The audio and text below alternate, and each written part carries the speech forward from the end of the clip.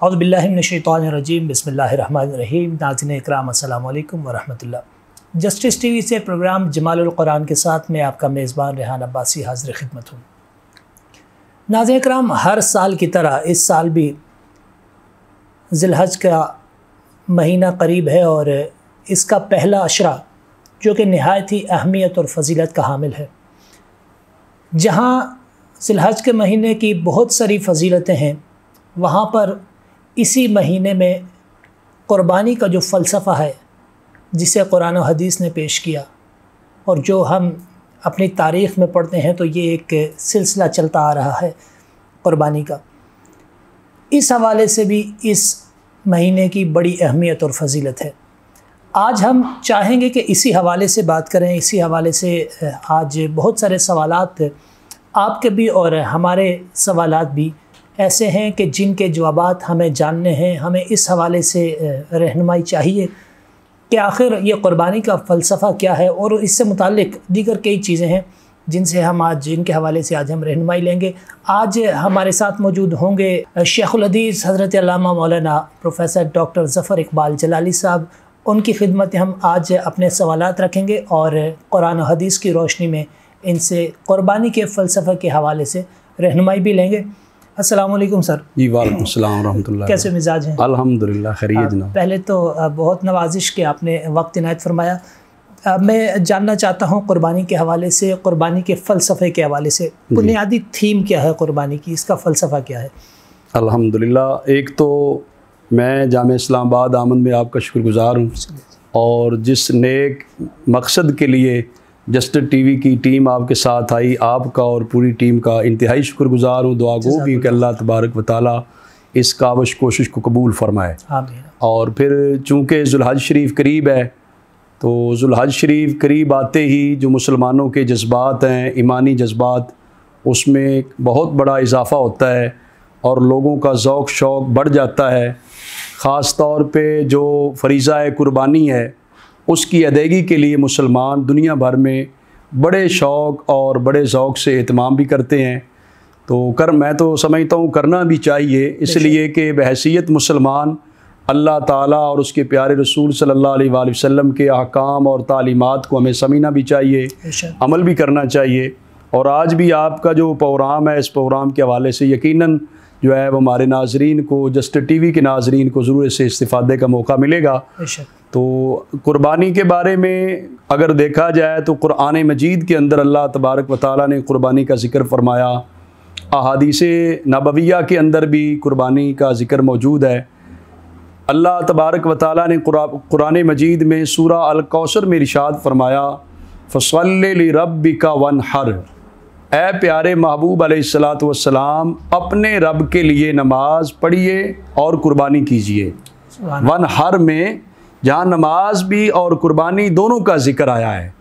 इसी तरह कुरान मजीद में जो इसके फ़लसफ़ा और मैं समझता हूँ कुर्बानी की रूह होनी चाहिए, वो रूह जो है वो इखलासुल इलाहियत है, वो दिल का तक़वा और परहेज़गारी है, नेक नीति है कि बंदा अपने रब के हुजूर कैसे अपना जज्बा पेश करता है, ज़ौक़ शौक़ पेश करता है। अल्लाह ताला ने कुरान मजीद में फ़रमाया, कुल इन्ना सलाती व नुसुकी व महयाय व ममाती लिल्लाहि रब्बिल आलमीन। ऐ प्यारे हबीब अलैहिस्सलाम, आप फरमा दीजिए, बेशक मेरी नमाज़ें, मेरी कुर्बानी, मेरा जीना, मेरा मरना, ये सब कुछ अल्लाह रब्बुल आलमीन के लिए है। गोया कि कुर्बानी भी वही मकसद और फ़लसफ़ा रखती है जो बाकी नेक अमाल में हमें हासिल होता है कि बंदे को बंदगी का शऊर मिलता है, अल्लाह ताला के हुजूर अल्लाह के हुक्म पर फिदा कराना जज्बा मिलता है, इताअत और बंदगी के सलीका मिलता है, अल्लाह के हुजूर जो है सरबसजूद होने का जो जज्बा होता है, उस जज्बे का इरादा होता है कि मैं सिर्फ खुद ही नहीं, मेरा माल, मेरी दौलत, वो भी अल्लाह तेरे नाम पे कुर्बान है। सुभान अल्लाह। तो इस लिहाज से कुरान मजीद में इसको जिक्र किया गया। और तीसरी कुरानी आयत जो है उसमें तो वाज़े तौर पे फ़लसफ़ा इस अंदाज में पेश किया गया। रब ताला ने फरमाया, लन यनालल्लाह लुहूमुहा वला दिमाउहा वलाकिन यनालुहु तक़वा मिनकुम। रब ताला ने फरमाया, हरगिज़ तुम्हारे इन कुर्बानियों का गोश्त और खून ये रब तक नहीं पहुँचता, ये तो इधर ही रह जाता है। रब की बारगाह में जो चीज़ पहुंचती है तुम्हारा तकवा है, तुम्हारा इखलास है, तुम कितने खुलूस से कुर्बानी देते हो, कितनी मोहब्बत है तुम्हें रब ताला के हुक्म की फरमाबरदारी की। अपने रब का हुक्म तुम छोड़ ही नहीं सकते, हाँ जो भी हालात बन जाएं, फिर भी आप चाहते हो कि हम हर साल नए जज्बे के साथ, अकीदत मोहब्बत के साथ जो है अल्लाह ताला के हुक्म के मुताबिक हम कुर्बानी करते रहेंगे। ये जो एक जज्बा है ना, मैं समझता हूँ इस जज्बे का इआदा और इस जज्बे को परवान चढ़ाना, कुर्बानी के फलसफे के अंदर ये चीज़ शामिल है कि लोगों की नीयतें साफ़ हो जाएं, लोगों के अंदर खुलूस आ जाए, प्यार आ जाए, मोहब्बत आ जाए। उस रब जो खालिक़े कायनात है, अगर उसके लिए खुलूस नहीं आना तो और किस बंदे के लिए कैसे आ सकता है। इसलिए ये कुर्बानियाँ जो हैं ये एक फ़लसफ़ा रखती हैं ताकि लोग माल दौलत से प्यार ना करें, माल दौलत रब के नाम पे कुर्बान करके अल्लाह की मखलूक से प्यार का इजहार करें। खालिक और मखलूक दोनों से मोहब्बत का इजहार इसमें होता है। अच्छा अल्लामा साहब, मैं ये जानना चाहता हूँ कि एक उमूमी तासुर अब ये क्रिएट किया जा रहा है जी कि आप कुर्बानी करते हैं, यकीनन अल्लाह को आपका जो कुर्बानी आप करते हैं वो गोश्त नहीं चाहिए, अल्लाह ताला को उसकी हाजत नहीं है। बिल्कुल बिल्कुल, अल्लाह ताला देखता है नीयत को, अल्लाह तकवा देखता है। तकवा देखता है। अब एक तासुर ये क्रिएट हो रहा है आजकल सोसाइटी में, बहुत ज़्यादा इस बात को फैलाया जा रहा है कि आपने कुर्बानी ही करनी है, कुर्बानी खुलूस नीयत का नाम है, खुलूस से आप जो काम करते हैं, खुलूस दिल से आप काम करते हैं, तो इस पे ज़रूरी है कि आप कोई जानवर ही ज़िब्हा करें। जैसे कोरोना के बाद जो हालात रहे, गुर्बत बहुत बढ़ गई, तो ये एक बात कही जा रही है कि आप जितना कुर्बानी पे आप पैसा लगा लें वो जाके आप खैरात कर दीजिए, गरीबों मसाकिन की मदद कर लीजिए। तो मैं चाहूँगा इस हवाले से थोड़ी रहनुमाई। इस हवाले से मैं ये अर्ज़ करना चाहूँगा कि हमारे लिए बहैसियत मुसलमान जो गाइडलाइन है, जो तालीमात हदायत हमने लेनी है, उसका बुनियादी माखज़ और सरचश्मा कुरान और सुन्नत है। हम कुरान और सुन्नत की तालीमात से आगे पीछे नहीं जा सकते। तो जो अल्लाह ताला ने हुक्म इरशाद फरमाया, अल्लाह के प्यारे हबीब अलैहिस्सलातु वस्सलाम ने तालीमात दी हैं, उसके मुताबिक हम ज़िंदगी गुजारेंगे तो हमारे सारे मसाइल भी हल होंगे, हमारी मुश्किलात भी, कोरोना समेत सारी वबाओं और बलाओं से बचने का भी एक ही ज़रिया है कि मुसलमान रुजू इल्लाह करें, अपने रब को राज़ी करें। जब रब ताला राज़ी होगा वो रहमतें नाज़िल फरमाएगा, करम करेगा, मेहरबानी फरमाएगा, अपनी मखलूक पे मेहरबानी करेगा, मसाइल हल हो जाएंगे। तो ये जो आप कह रहे हैं मुआशरे के अंदर ऐसी बात जो क्रिएट की जा रही है, तो ये इस्लाम दुश्मनी है, इस्लाम की मुखालफत है कि लोग इस्लाम का नाम भी लेते रहें, अंदर से रूह ख़त्म हो जाए। जो जज्बा होता है ना, जो रूह होती है, वो होता है रब के हुक्म की हमने तामील करनी है, अपने खालिक को मालिक के आगे सरे तस्लीम खम करना है। अल्लाह के प्यारे हबीब अलैहिस्सलाम हमारे नबी हैं, पैगम्बर हैं, हमने उनकी बात को नहीं छोड़ना। ये जो रूह है ना, ये कुर्बानी करने से होगी। नबी करीम सल्लल्लाहु अलैहि वसल्लम की हदीस शरीफ है, आपने तो इरशाद फरमाया यौमे नार को, कुर्बानी के दिन, यौमे नार कुर्बानी के दिन आदमी जो अमल करता है अल्लाह ताला की बारगाह में जानवर के खून बहाने से बढ़कर कोई अमल भी पसंद नहीं है। सुभान अल्लाह। मैं तो इसकी तशरीह और वजाहत में कहता हूँ कि अगर कोई आदमी कुर्बानी साहिब निसाब है, अल्लाह का हुक्म है, शरीयत का हुक्म है कुर्बानी करे, वो कुर्बानी नहीं करता, वो कुर्बानी के दिन वो बेशक सोने के पहाड़ अल्लाह की राह में खर्च कर देता है, उसको सवाब मिलेगा, लेकिन इतना नहीं मिलेगा जितना कुर्बानी करने से है। सुभान अल्लाह। यही फलसफा है कुर्बानी का ना, कि हमने अपनी मर्जी नहीं करनी, हमने अपनी ख्वाहिशात की तकमील नहीं करनी, हमने अल्लाह और अल्लाह के रसूल की मर्जी को मद्देनजर रखना है। फर्मा बरदारी किस बात की, बंदा किस बात का, बंदगी किस चीज का नाम है? बंदगी तो है सर झुकाने का नाम। फिर भी सर झुकाने की बजाय किसी और रास्ते पे चल निकले, मैं ये करना चाहता हूं, मैं वो करना चाहता हूं, तो ये गोया के नहीं होगा। हुजूर ने फरमाया रब ताला को यौमे नार को, कुर्बानी के दिन सबसे पसंदीदा अमल जो है वो जानवर का ज़बा करना है, कुर्बान करना है। और हुजूर अलैहिस्सलाम ने फरमाया कि जानवर क़यामत के दिन आएगा, अपने सींगों, अपने बालों, खुरों समेत आएगा, ये मदद करेगा क़यामत के दिन बंदे कुर्बानी करने वाले की। तो फरमाया इन्नद्दामा लियाक़ा मिनल्लाह बिमकारिन क़ब्ल अन यक़ा बिल अर्द औ कमा क़ाल। हुजूर ने फरमाया रब की बारगाह में कुर्बानी की कबूलियत इतनी जल्दी है, बाकी अमाल हम करते हैं कबूल हूँ या ना हूँ, कुर्बानी का ये है कि ज़बा होते खून का कतरा जमीन पर बाद में गिरता है, कुर्बानी अपनी बारगाह में अल्लाह ताला पहले कबूल फरमा लेता है। तो हुजूर ने हुक्म दिया फतीबू बिहा नफ्सा, कुर्बानी पर खुश दिली से करना, खुलूस नीयत से करना, कोई रियाकारी ना हो, दिखलावा ना हो, नमूदो नुमाइश ना हो। लोग जानवर खरीदते हैं ना तो लोगों को दिखाते हैं, बताते हैं इतना महंगा। उम्दा जानवर होना चाहिए, शरीयत के तकादे के मुताबिक होना चाहिए। जितनी आप ज़्यादा अल्लाह ने आपको इस्तिताअत दी है उसके मुताबिक आप कुर्बानी अल्लाह के हुजूर पेश करें, लेकिन तफाखुर ना करें, फ़ख्र ना करें, रियाकारी दिखलावे में ना आए, लालच ना हो कि मैं गोश्त खाऊंगा। गोश्त तो खाता ही रहता है बंदा, नीयत ये हो कि मैं रब का हुक्म अदा करूंगा, अल्लाह राज़ी हो जाएगा अल्लाह के हुक्म पर अमल करने से। बंदे को इस नीयत के साथ कुर्बानी करनी चाहिए। और कुर्बानी एक फरीज़ा है, सुन्नत इब्राहिमी है, इसकी बहुत बड़ी बरकत है, बहुत बड़ा सवाब हदीस पाक में आया है। बहुत शुक्रिया अल्लामा साहब। और यकीनन नाज़रीन इकराम, ये एक इकबाल ने तो बड़े अरसा पहले ही ये बात कह दी थी कि एक जो फ़िक्र है मगरबी, वो यही है कि फ़िक्र अरब को दे के फ़रंगी तख़य्युलात इस्लाम को हिजाज़ व यमन से निकाल दो। और आज हम देख रहे हैं कि हमारे यहाँ बहुत सारी ऐसी चीज़ें जो हमारी सोसाइटी में सरायत कर रही हैं, ऐसी फ़िक्र सरायत कर रही है जो कुरान और हदीस से मुतसादम है। यकीनन हमारे लिए अगर कोई चीज़ हुज्जत है तो वो कुरान मजीद है या हुज़ूर अलैहिस्सलातु वस्सलाम के इरशादात हैं और आपकी सुन्नत है। नाज़रीन इकराम, अल्लामा साहब से गुफ्तगू जारी है, फ़लसफ़ा कुर्बानी पर आज हम बात कर रहे हैं, लेकिन इस वक्त हम मुख्तसर सा एक वक्फ़ा लेंगे, वापस आएंगे तो इंशाअल्लाह अल्लामा साहब से हम दीगर सवालात भी और उनका जवाबात भी जानने की कोशिश करेंगे। हमारे साथ रहिए। वेलकम बैक नाज़रीन। जमालुल कुरान में आज प्रोफेसर साहब से हम बात कर रहे हैं फ़लसफ़ा कुर्बानी के हवाले से। अच्छा डॉक्टर साहब, जो बात हो रही थी कुर्बानी के हवाले से, मैं मज़ीद वहीं से आगे बढ़ाऊँगा। बहुत सारे लोग ऐसे हैं कि जो अपने वालिदैन के लिए, या फिर बहुत सारे हैं जो सहाबाए किराम अहले बैत के नाम पर, बुज़ुर्गान दीन के नाम पर, या फिर हुज़ूर अलैहिस्सलातु वस्सलाम के नाम पर कुर्बानी करते हैं, उनकी तरफ से कुर्बानी की जाती है। तो इस हवाले से बताइएगा कि इस बारे में क्या अहकामात हैं। इस हवाले से शरीयत मुतारा में ये कुर्बानी किसी फौशुदगान की तरफ से करना, किसी बुज़ुर्ग की तरफ से करना, इमामुल अंबिया सल्लल्लाहु अलैहि वसल्लम के नाम पा के करना, ये शरीयत मुतारा में जायज़ है। और इसकी बड़ी बरकतें हैं जो नबी पाक सल्लल्लाहु अलैहि वसल्लम के नाम पे की जाती है। ज़ैर उम्मती करता है आपके नाम मुबारक पर, तो वो मोहब्बत और इश्क में करता है। बुज़ुर्गों के नाम पे करता है तो उनके साथ अकीदत और एहतराम होता है, तब भी करता है।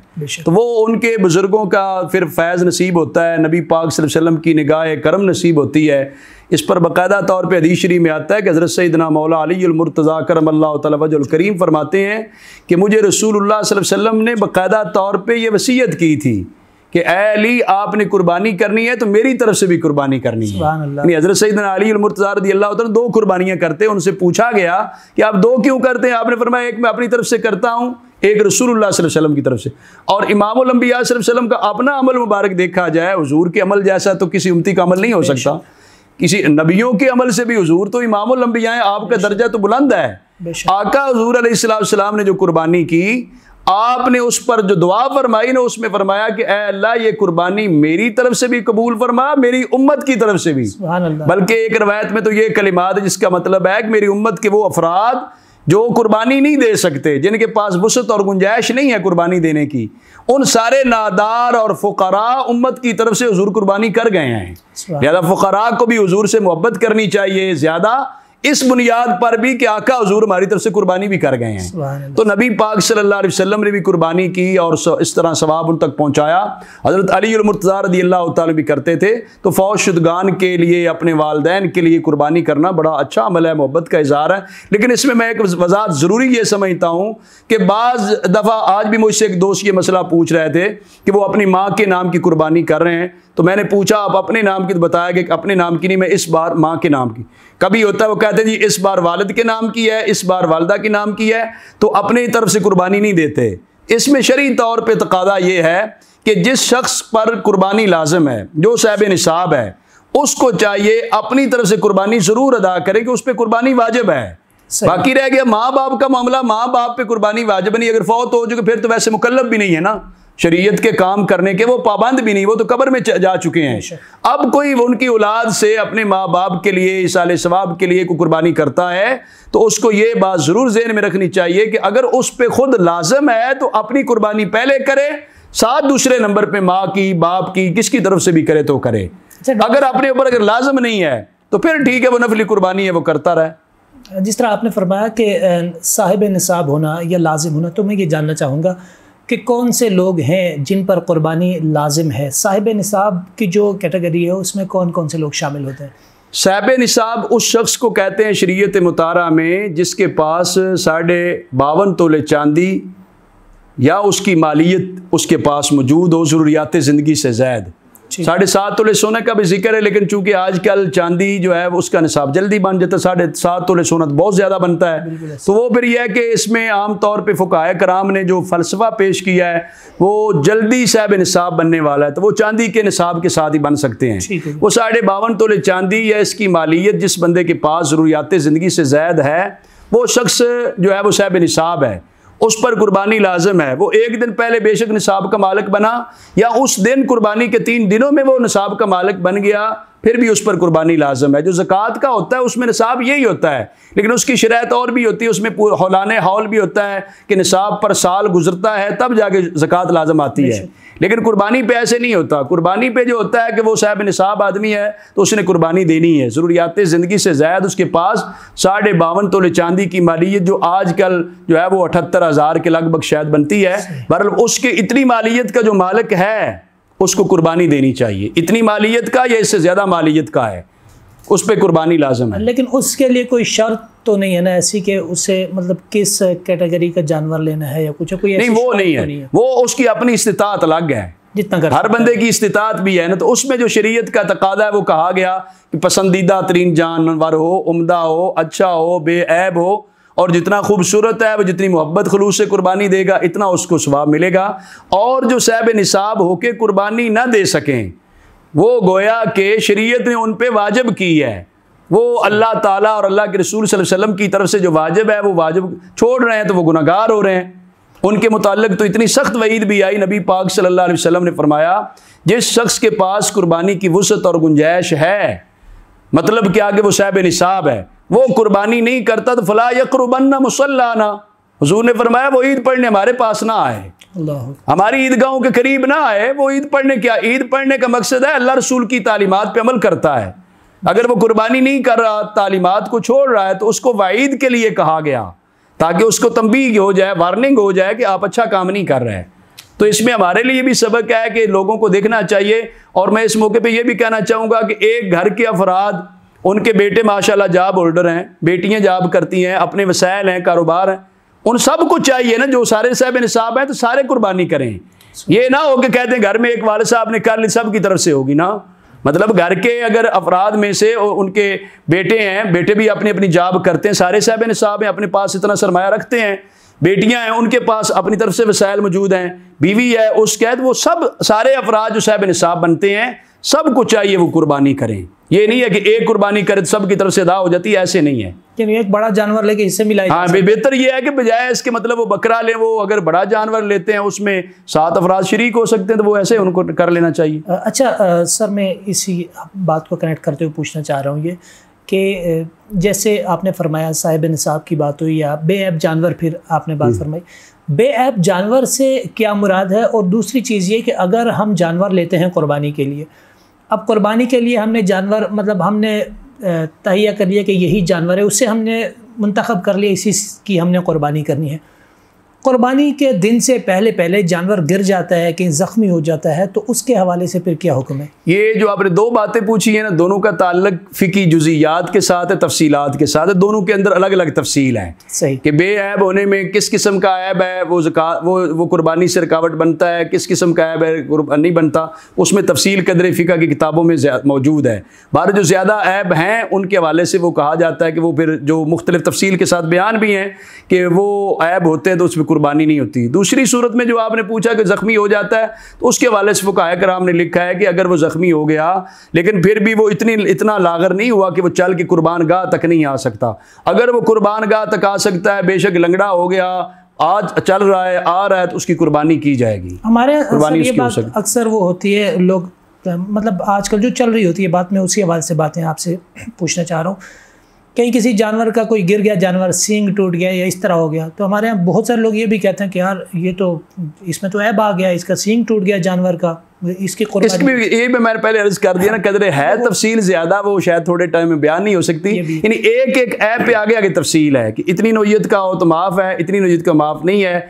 इसी तरह एक सिर्फ सींग कोई ले लेंगे ना, और भी तो चीजें हैं ना। लंगड़े का तो मैंने अर्ज कर दिया कुछ कि अगर वो इतना है कि फिर भी चल सकता है, कुर्बान गाह तक पहुंच सकता है, उसकी कुर्बानी हो जाती है।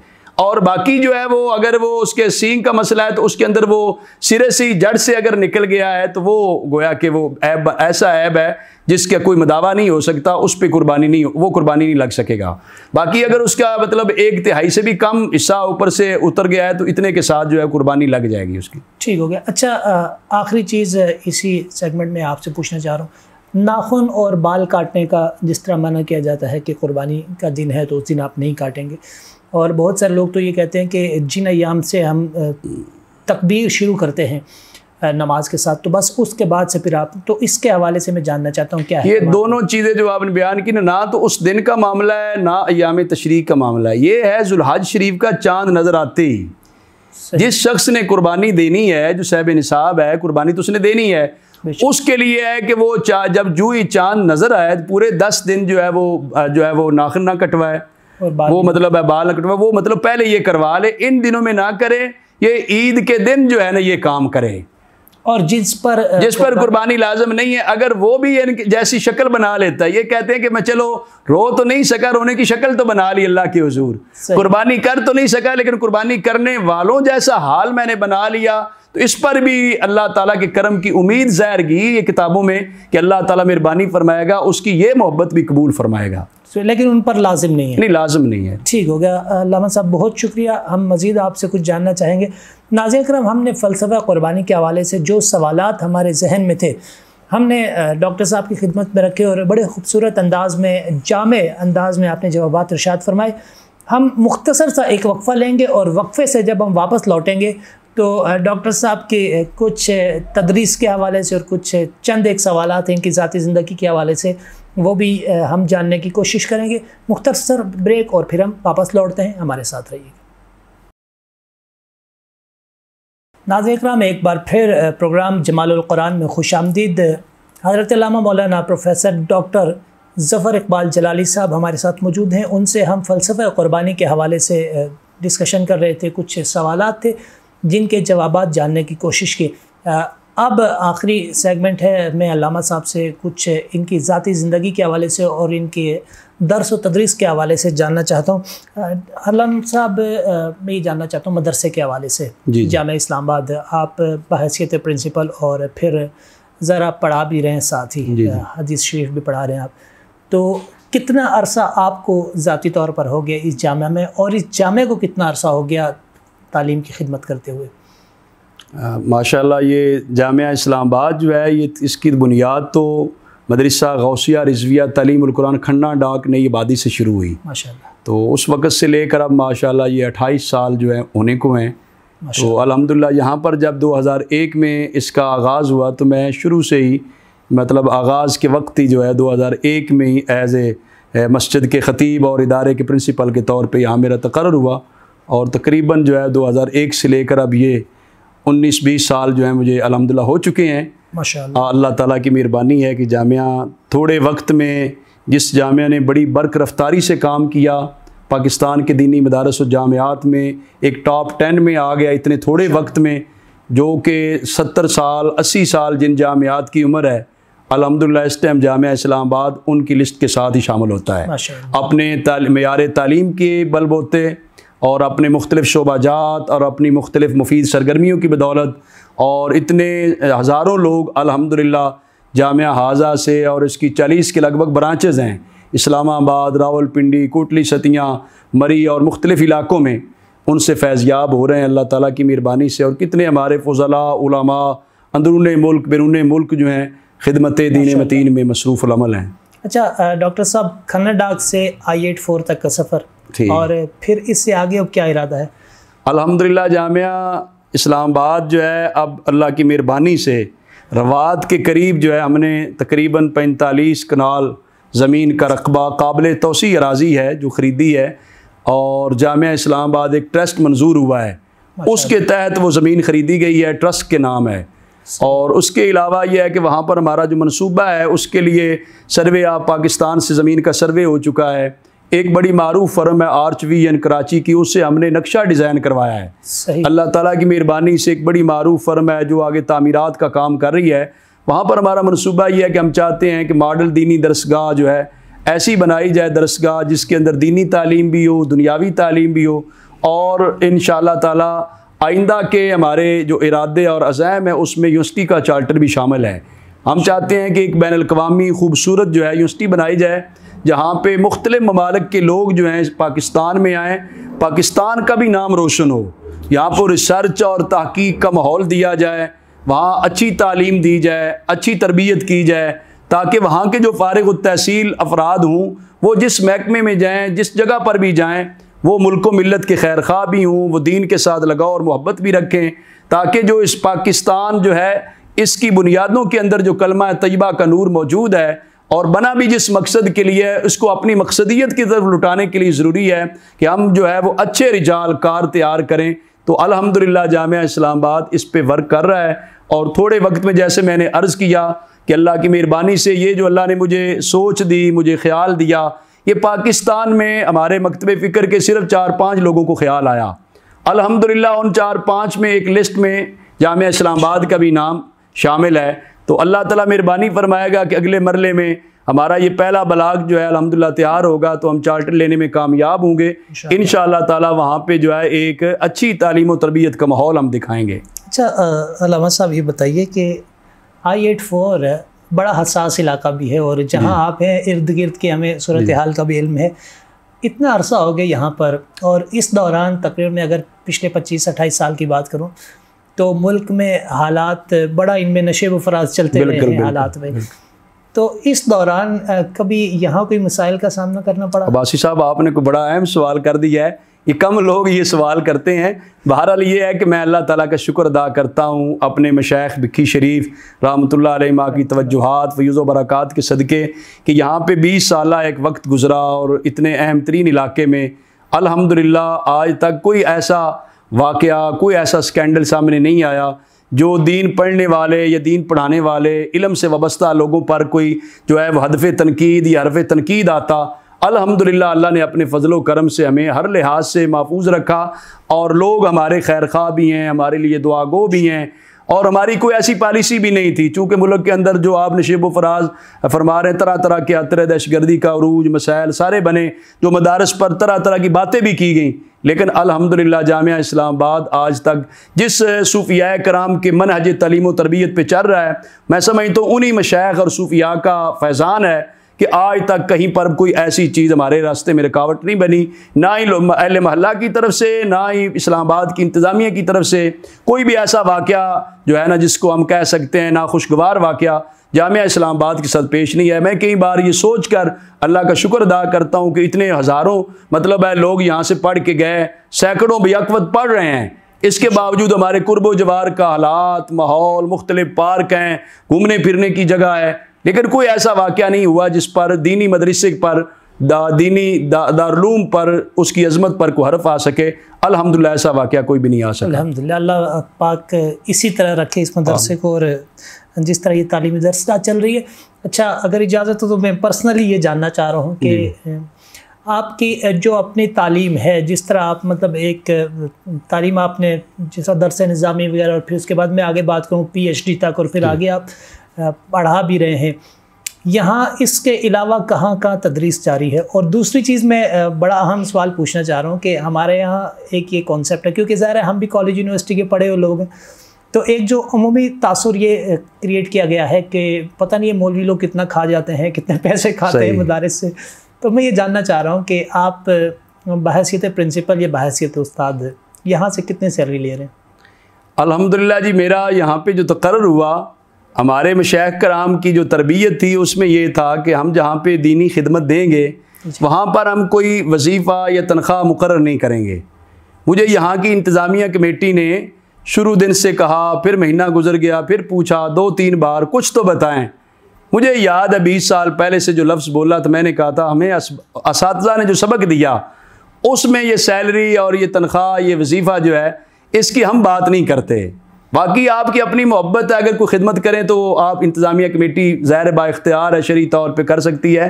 तो वो पहले दिन से लेकर आज तक मैंने तनख्वाह का मुतालबा नहीं किया। इस पर मेरी कमेटी जो है इंतज़ामिया, वो इस बात पे कई बार फ़ख्र भी करती है कि आपने इतने साल में कभी एक बार भी नहीं कहा कि मेरी तनख्वाह, मेरा वजीफ़ा। वैसे अल्हम्दुलिल्लाह अल्लाह ताला ने मुझे ये मदद फरमाई कि मैं अल्हम्दुलिल्लाह जहाँ इंटरनेशनल इस्लामिक यूनिवर्सिटी से मैंने MA किया, MPhil किया, फिर आगे बाद में PhD हुई, उससे पहले ही मेरी अल्हम्दुलिल्लाह इस्लामाबाद से फेडरल पब्लिक सर्विस कमीशन की तहत जो है अल्हम्दुलिल्लाह गज़टेड ऑफिसर के तौर पे, मैं गवर्नमेंट का ऑफिसर के तौर पे मेरी जॉब शुरू हो गई थी माशाअल्लाह। वो कई बार दोस्त कहते हैं, मैंने कहा शुरू से ही, मतलब मैं तो अल्हम्दुलिल्लाह 17 ग्रेड से मेरी जॉब शुरू हुई है। इस टाइम भी अल्हम्दुलिल्लाह 19 ग्रेड का ऑफिसर हूँ अल्लाह की मेहरबानी से। तो ये अल्लाह की मेहरबानी है, गोया कि दीन के काम करने की बरकत से मुझे एक साइड से ये ऐसे ज़राए मिल गए जिससे मेरा अपने घर का खर्चा, किचन, मेरी गाड़ी, मेरी सहूलियात, वसाइल अल्हम्दुलिल्लाह चलते रहते हैं। आप अल्लाह के कामों में लग जाए। हाँ, वो बस यही है कि हदीस पाक में आता है, जो अल्लाह के काम में लगे अल्लाह उसकी हाजत पूरी कर देता है। तो रब ताला ने अपने करम से ऐसा इंतज़ाम कर दिया। बाकी तालीम तो अल्हम्दुलिल्लाह मैंने PhD की, और मेरे शागिर्द आगे 70 के लगभग MPhil PhD हैं। और ये वैद शायद दीनी इदारा है पूरे पाकिस्तान में। हमने बैनुल अक़वामी जो रिसर्च का एक मेयार होता है, वो रिसर्च जर्नल होता है, तहकीकी जरीदा, वो बड़ी बड़ी यूनिवर्सिटीज़ का तो है लेकिन मदारस का नहीं होता, ना जामियात का, इस तरह दीनी जामियात का होता है। अल्हम्दुलिल्लाह HEC से, हायर एजुकेशन कमीशन से, वह कैटेगरी में इस्लामाबाद इस्लामी कस के नाम से हमारा अल्हम्दुलिल्लाह एक रिसर्च जर्नल मंजूर हुआ है, जिस पे गवर्नमेंट बाकायदा तौर पे उसमें हमारे साथ मुआवनत भी कर रही है उसको पब्लिश करने में। और फ्रांस से उसका इशू नंबर लिया, ऑस्ट्रेलिया से इंडेक्सिंग होती है, यानी बैनुल अक़वामी मेयार तहकीक के मुताबिक वो रिसाला 3 ज़बानों में, अरबी, इंग्लिश और उर्दू में शाये हो रहा है। तो ये मैं समझता हूँ यूनिवर्सिटी लेवल की रिसर्च जो है, बैनुल अक़वामी रिसर्च का जो मेयार है वो हम बरकरार रखे हुए हैं, और उसको गवर्नमेंट पाकिस्तान मंजूर कर चुकी है। अब जो है सिर्फ हमारी यूनिवर्सिटी का चार्टर रहता है, लेकिन यूनिवर्सिटी लेवल की तालीम जामिया इस्लामाबाद में पहले जो दौरा हदीस शरीफ जारी था वो भी MA के इक्वल है HEC में। फिर आगे तखस्सुस फिल फ़िक़्ह जो स्पेशलाइजेशन है, मुफ्ती कोर्स है, वो MPhil लेवल का है। तो यहाँ पर होने के बावजूद हमारे जामिया के जो फुज़ला हैं, तुलाबा यहाँ से पढ़ के वो मुल्क की नामवर बड़ी बड़ी यूनिवर्सिटीज़ से वो MPhil कर रहे हैं, PhD कर रहे हैं, कुछ की PhD मुकम्मल हो चुकी है, MPhil मुकम्मल हो चुका, और कुछ का जारी है। तो इतनी बड़ी तादाद में शायद किसी दीनी मदरसे से पढ़ने वाले लोग 70-80 के लगभग जो है MPhil PhD हो, जो इतने थोड़े वक्त में, मैं ये समझता हूँ अल्लाह ताला की बड़ी करम नवाजी है। हमारे जामिया का जो स्टाफ है, आप उसका भी इंटरव्यू कभी करें तो सारी MPhil PhD आपको मिलेंगे माशाल्लाह। शायद किसी दीनी मदरसे में इतने लोग MPhil PhD ना मिल सकें माशाल्लाह। डॉक्टर साहब बहुत बहुत शुक्रिया, बहुत नवाजिश आपकी। आपने एक तो खुद वक्त दिया, और फिर बड़े खूबसूरत अंदाज में आपने एक तो कुर्बानी के हवाले से हमारी रहनुमाई फरमाई। फिर मैंने गो के ज़ाती सवालात भी पूछे आपसे। आपकी अगर इजाज़त होगी तो हम इंशाल्लाह किसी दिन हमारी जस्टिस TV की पूरी टीम, हम पूरा मदरसे का विज़िट करना चाहेंगे इंशाल्लाह। मैं शुक्रगुजार हूँ आज भी आपकी आमद का, आपकी टीम का मैं शुक्रिया अदा करता हूँ, और आइंदा भी हम उम्मीद रखते हैं। ज़ाहिर इसका नाम ही जस्टिस है, तो ज़ाहिर इंसाफ मुहैया करने में अगर दीनी मदारस व जामियात की एक अच्छी आवाज़, मुनासिब और मुअस्सर आवाज़ मुआशरे तक जाएगी, तो मैं समझता हूँ बहुत से शुकूक व शुबहात हैं लोगों के। जिस तरह पहले एक बात कर रहे थे कि लोग समझते हैं कि शायद मदारस वाले लोगों के पास कोई खाने पीने के कुछ ज़्यादा वसाइल आ जाते हैं, हालांकि हकीकत इससे बरक्स है। मैं एक पिछले दिनों में एक लतीफ़ा पढ़ रहा था मोबाइल में, व्हाट्सएप पे किसी ने भेजा कि एक मस्जिद कमेटी के सदर ने मौलाना साहब जो थे मस्जिद के इमाम, पेश इमाम, उनसे दुआ के लिए कहा कि मेरे बेटे की जॉब के लिए दुआ करें। तो मौलाना साहब ने दुआ करते कहा, या अल्लाह, जैसे कमेटी के सदर साहब जितना वजीफ़ा तनख्वाह मुझे देते हैं, इतनी तनख्वाह इनके बेटे के लिए जॉब का बंदोबस्त कर दे। कहते वो कमेटी के सदर साहब नाराज़ हो गए कि आपने इतनी तनख्वाह के लिए मेरे बेटे के लिए दुआ की। उसने कहा, मुझे आप इतने साल से तनख्वाह दे रहे हैं, मैं तो नाराज़ नहीं हो रहा, मैं तो बड़ी खुशी के साथ खिदमत कर रहा हूँ। अगर वो ही दुआ मैंने तेरे बेटे के लिए कर दी तो आप क्यों नाला हो गए हैं? तो हकीकत ये है कि लोग समझते कुछ और हैं, लेकिन हकीकत कुछ और है। ठीक हो गया, बहुत शुक्रिया। अल्लामा साहब, आखिर में हमारे नाजरीन के लिए ख़ास तौर पर कुर्बानी के अय्याम आ रहे हैं, तो क्या पैगाम देना चाहेंगे? एक तो मैं आपका और मोहतरम ज़ुहैब रज़ा साहब का शुक्रगुज़ार हूँ कि माशाल्लाह आप लोग इतने अच्छी खिदमत कर रहे हैं। दूसरा ये है कि इसमें जो कुर्बानी के अय्याम आ रहे हैं कि मैं तमाम जस्टिस TV की वसात से तमाम नाज़रीन सामीन बिलउमूम जो है उम्मत मुस्लिमा सबसे ये गुजारिश करूँगा कि कुर्बानी का फरीज़ा जो है इसके लिए शरीयत मुतारा के मसाइल और अहकाम जाने और शरीयत के तकादों के मुताबिक इखलासुलिल्लाहियत के साथ कुर्बानी का जानवर ख़रीदें, नेक नीति के साथ और नेक जज्बे के साथ कुर्बानी करें। इतना बड़ा प्रोसेस करके मालो दौलत खर्च करके नमूदो नुमाइश के लिए अगर करेंगे रियाकारी की तो आपकी सारी मेहनत रहगां चली जाएगी। हर नेक अमल के अंदर नेक नीति होनी चाहिए, इखलास होना चाहिए।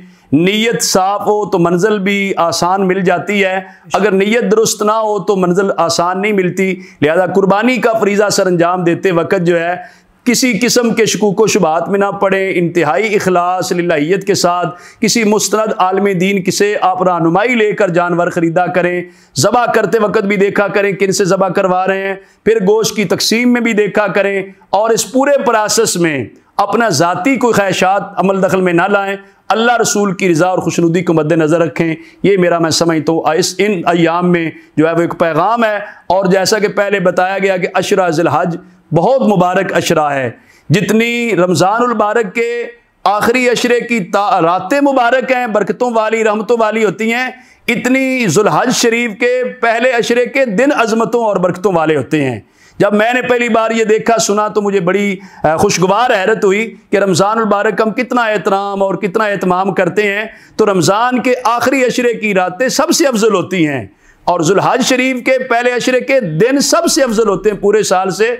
लिहाजा इन दिनों में हर मुसलमान को चाहिए कि ज़्यादा से ज़्यादा अल्लाह ताला की इबादत बंदगी सदका खैरात करे, नेक काम करे, तिलावत करे, दुरूद शरीफ पढ़े, नेक आमाल करे, किसी को अजियत और तकलीफ़ ना दे, ताकि इन 10 दिनों की बरकत के तुफ़ैल जो है अल्लाह तबारक व तआला ज़िंदगी में एक मुनासिब चेंज और तब्दीली लाए।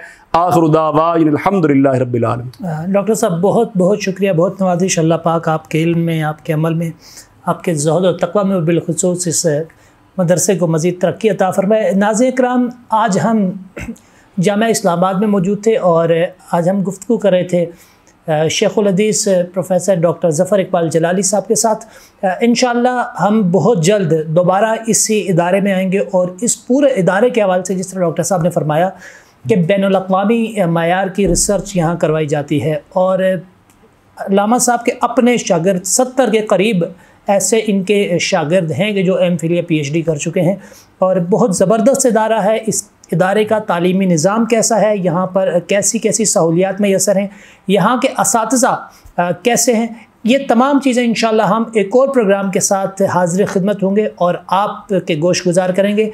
तब तक के लिए जस्टिस TV से अपने मेज़बान रेहान अब्बासी को दीजिए इजाज़त। वस्सलामु अलैकुम व रहमतुल्लाहि व बरकातुहू।